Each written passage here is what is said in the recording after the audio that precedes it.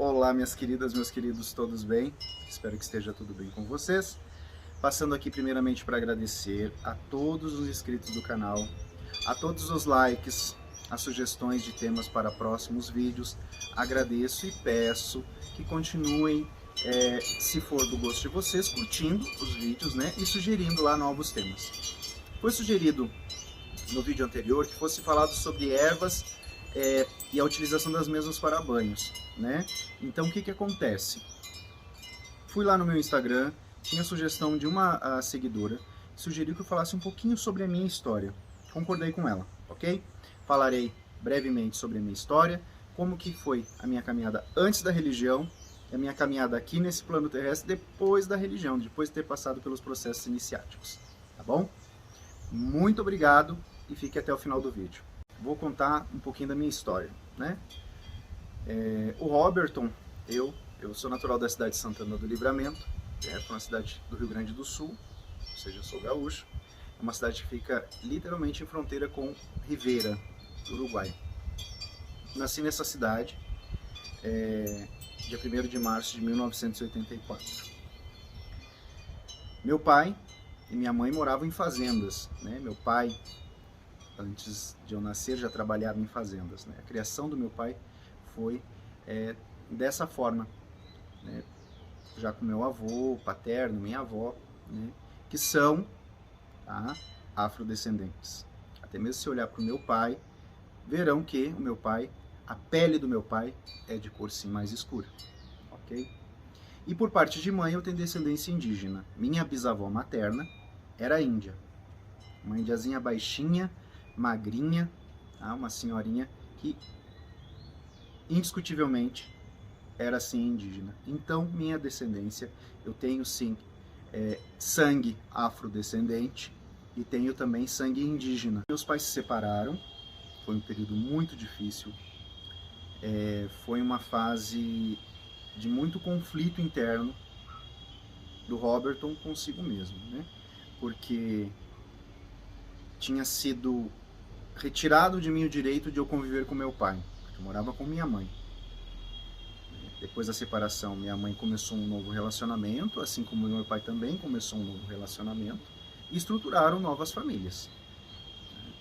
Eu, então, na época, com 8 anos de idade, não entendia a necessidade que minha mãe sentia de estar longe do meu pai, embora já tivesse compreendido que haviam se separado.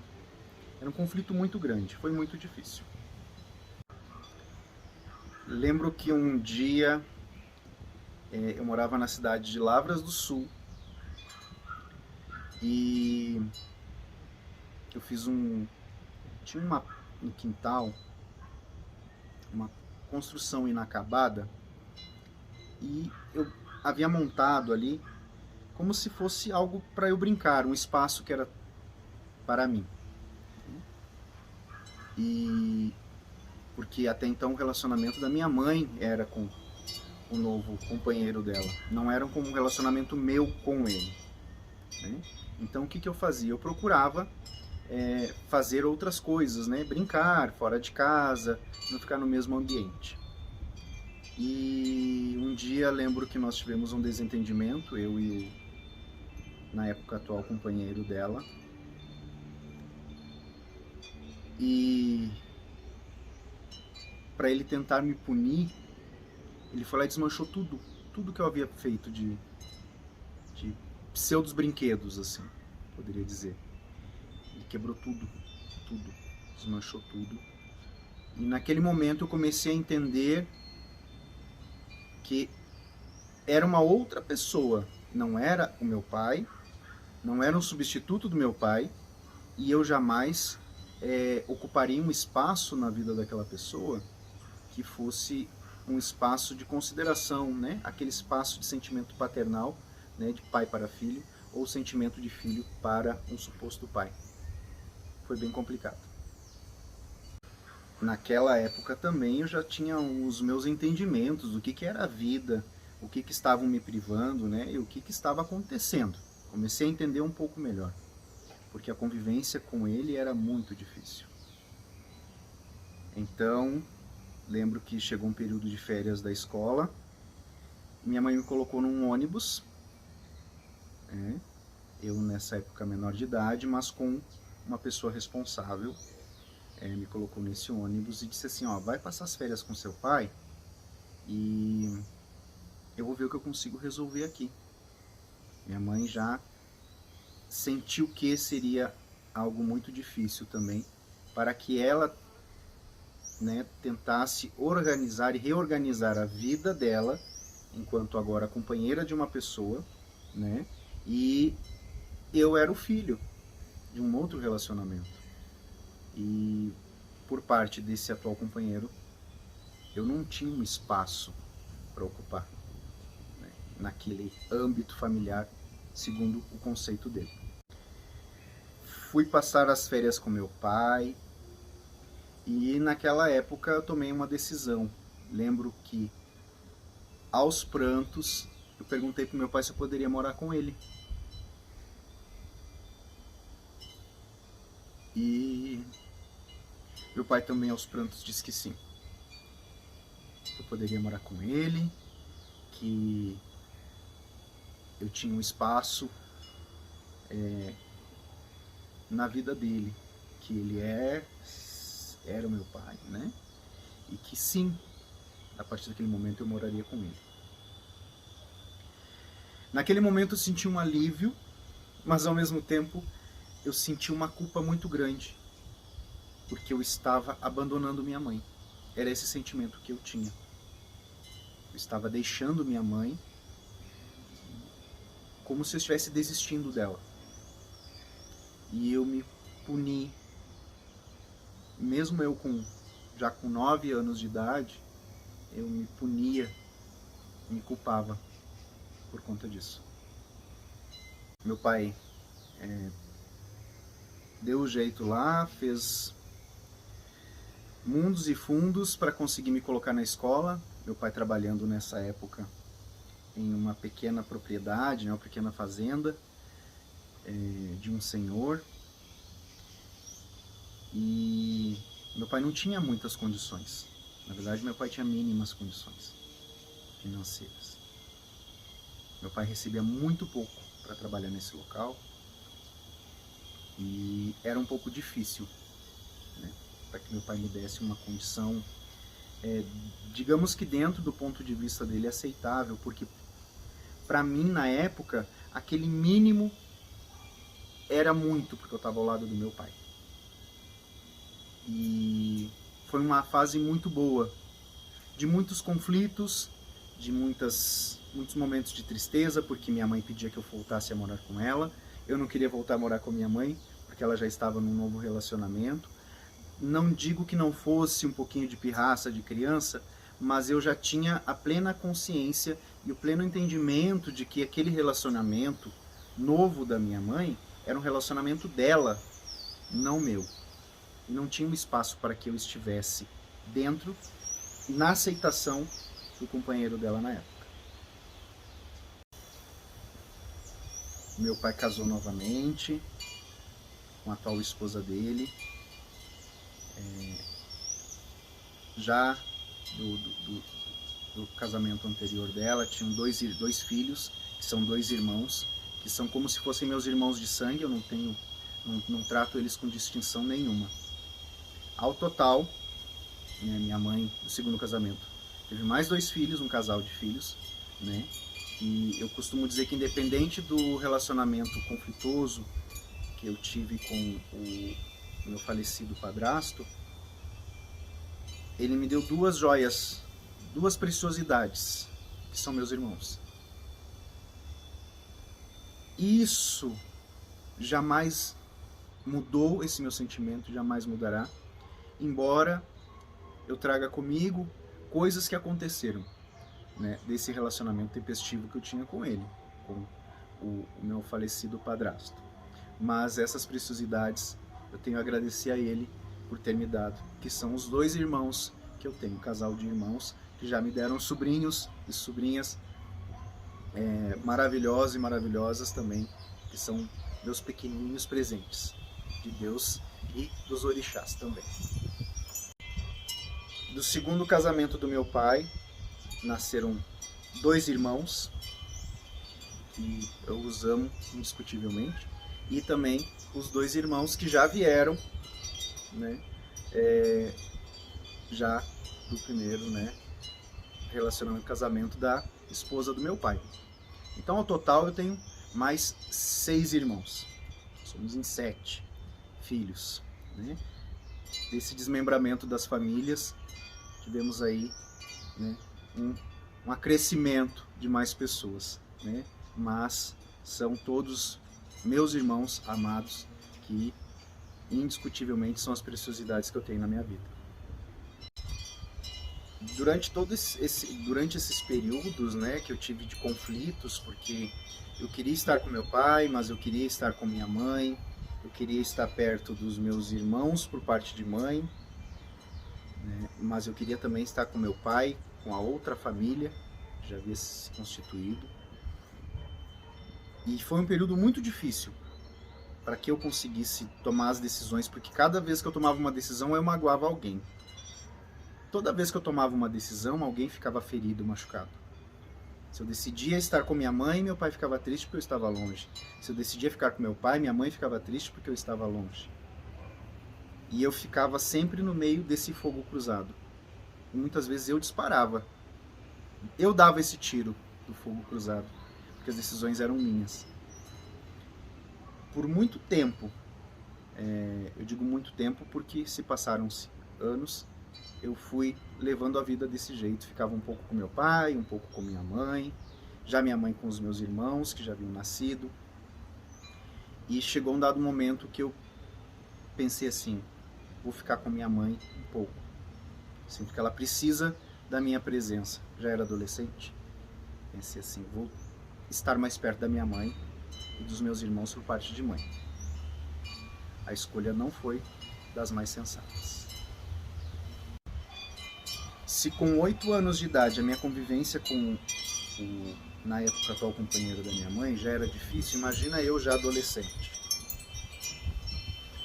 Era muito mais difícil, porque eu já tinha um outro entendimento, né? Então eu já entendia a maldade, a malícia na fala, quando ele se referia ao meu pai, à família do meu pai, que meu pai era um simples trabalhador de fazendas, era um peão de fazenda, não era assalariado, dentre outras coisas. E um dos fatores que me fez...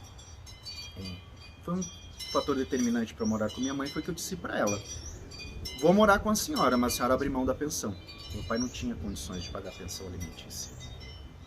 E não era por má vontade, era porque de fato as condições não permitiam. Meu pai, por questões da vida, de escolhas, teve pouco estudo, né, e não havia uma condição que suportasse, que comportasse pagar uma pensão alimentícia. Então a convivência se tornou mais difícil também por isso, porque minha mãe sentia a necessidade, de alguma forma ou de outra, né, me dar toda a assistência, obviamente, né, financeira falando, de roupas, alimentos também, e escola e tudo mais. Mas tinha aquela figura paterna, mas que era o pai dos meus irmãos por parte de mãe, que fazia questão de sempre me lembrar que eu não era o filho dele e que ele não tinha obrigações para com o Roberton. As brigas eram constantes, as discussões eram constantes, os desentendimentos eram constantes. Ele era policial militar e a vida havia sido muito dura com ele. Então, hoje em dia, entendo que era uma forma que ele tinha, talvez, de se aliviar um pouco do peso da vida, né? Das cobranças que a vida impôs a ele, da forma como as coisas ocorreram na vida dele. E quem era o suporte para que isso trouxesse, de certa forma, esse conforto para ele, agindo dessa forma comigo, que eu vou explicar para vocês, era eu. Então, assim, nossa convivência, ela não era nem um pouco amistosa. Tínhamos pouquíssimos momentos de tranquilidade, de conversa, de interação, sabe? Pouquíssimas vezes aconteceu isso. Dá para contar nos dedos e sobram dedos. Tão difícil que era a nossa convivência. Então, quando eu entendi que eu responder às provocações e eu responder às atitudes que ele tinha comigo, me fez entender que eu conseguia afetá-lo de alguma forma. Então eu desestruturava ele de alguma forma, respondendo às provocações, né, o que ele falava a respeito de meu pai, né, e tudo mais. E nisso eu vi que eu conseguia desestruturar ele. E ele nunca, o falecido companheiro da minha mãe, na época, nunca me bateu, nunca. Mas ele conseguia me ferir de outra forma, né? Com palavras, com gestos, com atitudes, era a forma como ele me feria. Então tinha situações, por exemplo, discutíamos por algum motivo e ele começava a discussão e eu respondia na altura. Então o que ele fazia? Eu, enquanto adolescente, ele me pegava pelo braço, literalmente, abria a porta da sala da casa, que já dava o acesso para fora, né, da casa, me colocava para fora, fechava a porta e dizia: só vai entrar a hora que eu quiser. E justificava o porquê que eu estava passando por aquilo ali, porque eu havia respondido, né, porque eu havia sido arrogante, enfim, né, eu tinha os meus motivos, né, e ele justificava com os motivos, né, com o que eu havia feito, okay? Para vocês entenderem o nível de dificuldade que era nesse relacionamento, que era para ser tudo tranquilo, mas felizmente não foi. Então chegou um período, assim, uma fase da vida que eu cansei. Eu já estava com 16 anos, quase 17. Cansei. Cheguei um dia para minha mãe e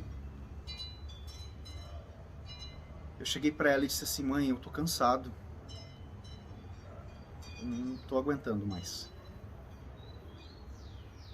Lembro que meu irmão estava dentro de casa com a minha mãe, meu irmão estava na rua brincando com os amigos dele, andando de bicicleta.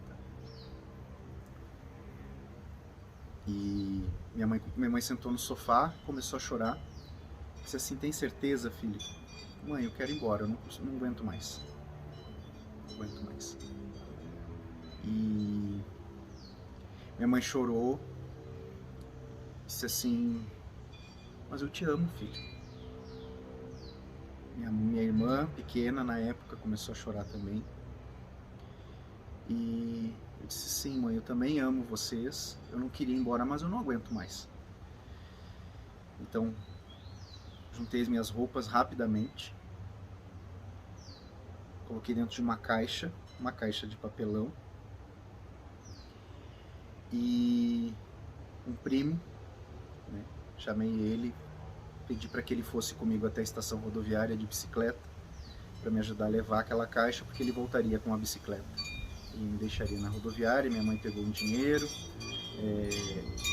ela também entendeu a minha situação, entendeu a minha necessidade, né, de que estava de fato ficando cada vez mais difícil, né, e fui embora para morar com meu pai, novamente. Ter ido embora da convivência da minha mãe, dos meus irmãos, me doeu muito, machucou muito. Eu sentia muita saudade dos meus irmãos, eu sentia muita saudade da minha mãe. E foi algo que foi acontecendo gradativamente, aquele meu desprendimento, né, dessa situação. a saudade foi diminuindo, eu fui me acostumando com a distância. Não os esqueci jamais, são minha família, mas meio que acostumei com a distância. Por isso que eu digo, né, que a gente aprender a ser autossuficiente, né, família sempre será família. A gente precisa sim de alguém do nosso lado, mas a gente precisa ser autossuficiente. Se você for autossuficiente, vai chegar um momento que você vai se dar conta que você e você é o que basta. E o restante é um paralelo. A gente consegue administrar tudo de uma forma um pouquinho mais leve, mais tranquila. Fui morar com meu pai, já estava num novo relacionamento, uma nova família, graças a Deus, aos orixás.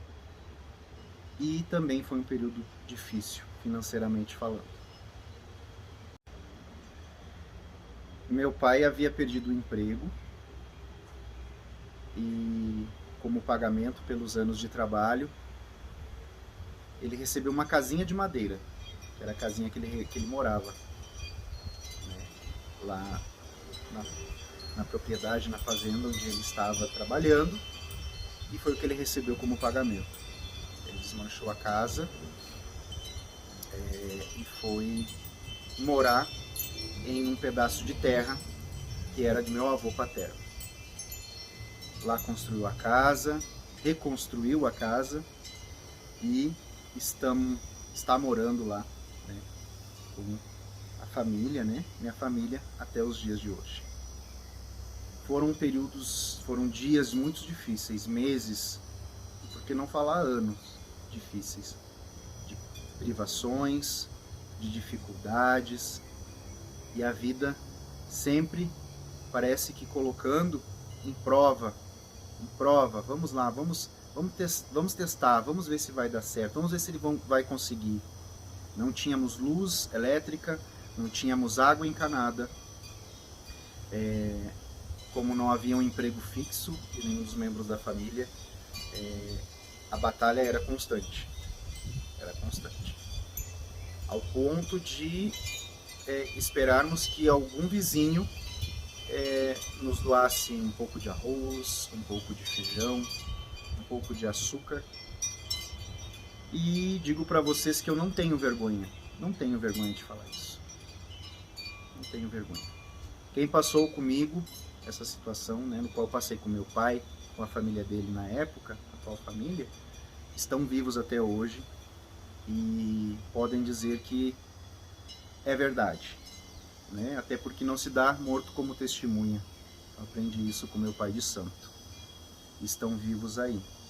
E digo para vocês que todas as dificuldades que eu passei na vida, hoje em dia, não somente hoje, de muitos anos para cá, me servem como base e um ensinamento e uma escola que ela é severa. A vida é severa, mas ela nos ensina, ela nos faz ver o que é o certo e o que é o errado. Isso se leva para o resto da vida, ninguém tira de você.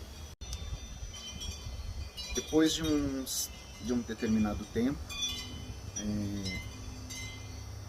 fui prestar o serviço militar obrigatório, fiquei nas Forças Armadas, no Exército por 4 anos, e senti que aquele ciclo, né, nessa condição de militar havia se encerrado depois de 4 anos. Pedi um licenciamento, recebi a liberação para sair do Exército e cheguei para o meu pai e falei para ele na época: pai, eu vou embora para a cidade grande. Vou tentar a vida, porque eu não me via como um peão de fazenda, eu também não me via morando numa cidade pequena, porque eu tinha ambições saudáveis, mas eu tinha outras ambições. Fui morar em Porto Alegre, quando conheci meu pai de santo, pai Paulinho, de Ogum Xoroquê, que foi quem me iniciou, né, nos segredos do candomblé para orixá Oxum.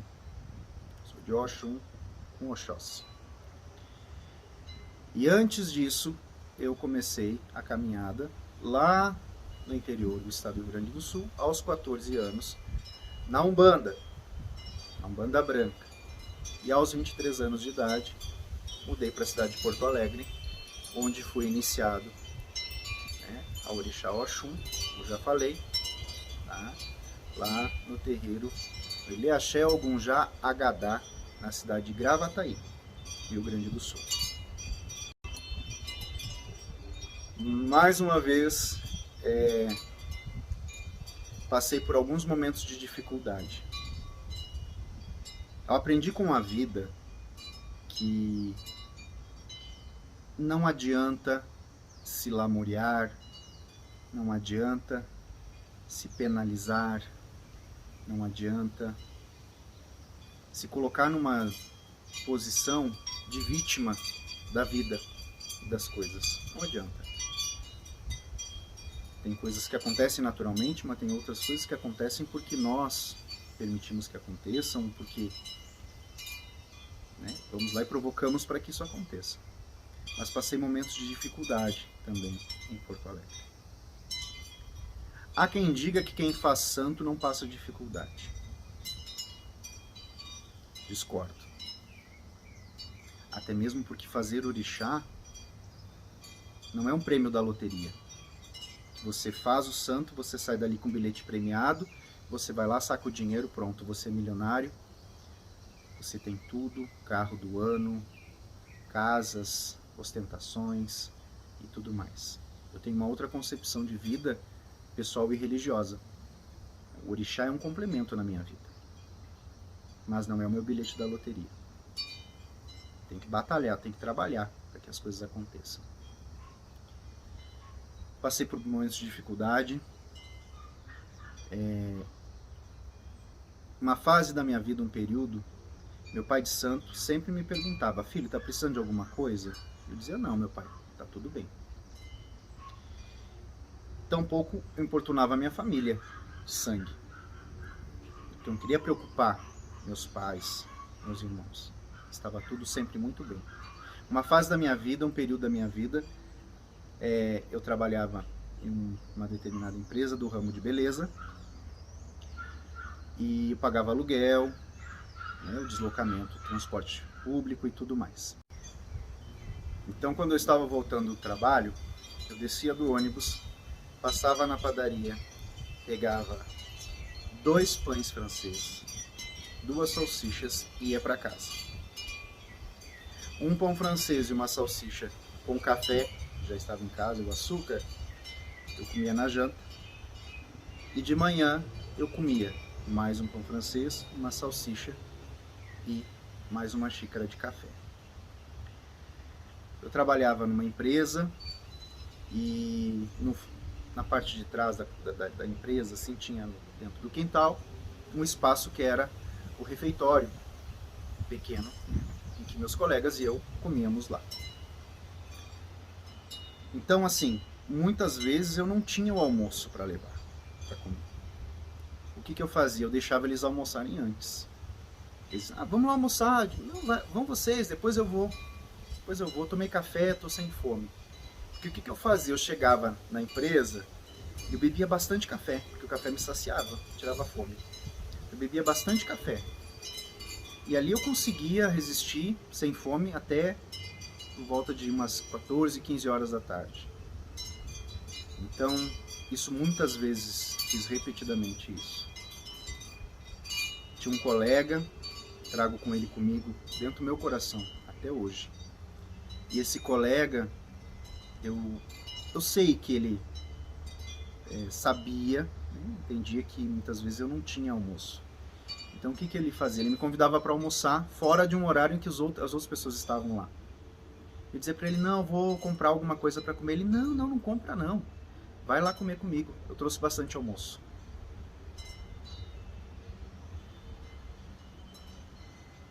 E aí eu almoçava com ele.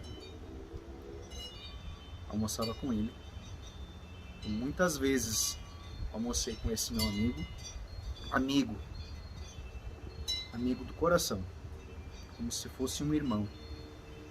Tenho um carinho muito grande por ele, e todas as vezes que eu rezo a Deus, aos orixás, aos guias, eu sempre peço por ele também.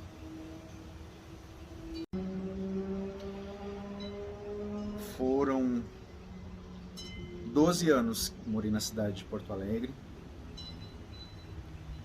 onde posso dizer que cresci espiritualmente, como pessoa.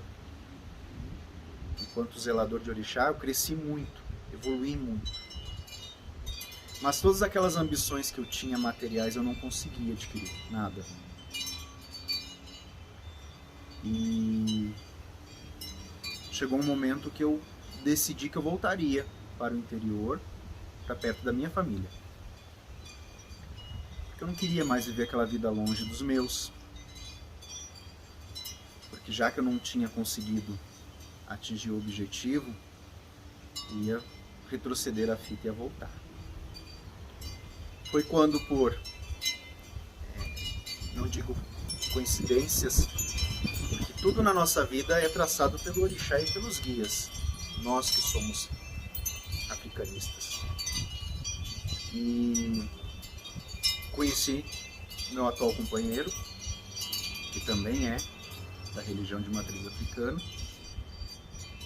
e vim morar em São Paulo, primeiramente na cidade de Osasco, no estado de São Paulo, morando em um apartamento com meu jogo de búzios, meu pai havia entregue meu axé, um obé, um Exu Onã, orixá Exu Onã. Meu pai disse: meu filho, vai trabalhar. Saí debaixo das asas do meu pai de santo. Havia colocado um filho literalmente no mundo. Confiou a mim algo muito importante, que é o nome de um axé. Nesse apartamento, comecei a atender. Muitas pessoas começaram a conhecer o meu trabalho. Começamos a observar que estava ficando desconfortável atender pessoas nessa condição. Fomos morar em uma casa onde havia uma estrutura totalmente separada para o terreiro, para a prática, né, da nossa religião. Moramos um período nesse local. A proprietária nos pediu a casa, que era de aluguel. De imediato, começamos a procurar outros lugares e estamos aqui atualmente, né, nessa casa, nesse lugar maravilhoso, abençoado por Deus dos orixás, no meio da natureza, como vocês podem ouvir. É um barulho de passarinho, é uma cigarra, os saguis, os cachorros do vizinho, e aqui é a casa do orixá, a casa dos nossos caboclos, a casa dos nossos exus, da nossa espiritualidade, e depois a nossa casa de moradia. Essa é a minha história, a história de Roberton, de Oxum, a história do Roberton, que aos 14 anos começou na Umbanda, aos 23 foi iniciado ao orixá, e vem aí trilhando essa caminhada com muito aprendizado. Ser da religião, aprendi que é mais doação do que recebimento. Somos de uma religião que acolhe, somos de uma religião que recebe as pessoas, somos de uma religião que não faz distinção, nem de cor, nem de sexo, nem de credo, independente de quem quer que seja. Somos de uma religião que abraça a todo mundo. Meu Mojuba, a bênção de todos, meu Colofé, Motumbá, Mucuyu, axé para quem é de axé, e um forte abraço a todos. Até mais.